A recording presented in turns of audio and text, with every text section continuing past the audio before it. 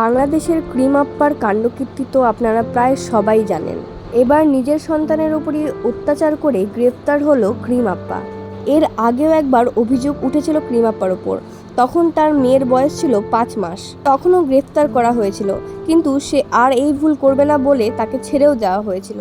কিন্তু সে আবার নতুন করে একই ভুল করছে।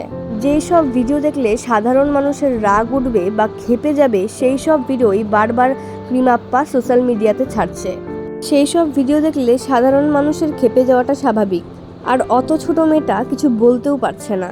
সব রকম পাগলামি মানা যায়, কিন্তু যেখানে একটা ছোট শিশু কিছুই বলতে পারে না, তাকে নিয়ে এরকম উল্টাপাল্টা ভিডিও কেনই বা বানাচ্ছে? তার মধ্যে সেটা তার নিজের সন্তান।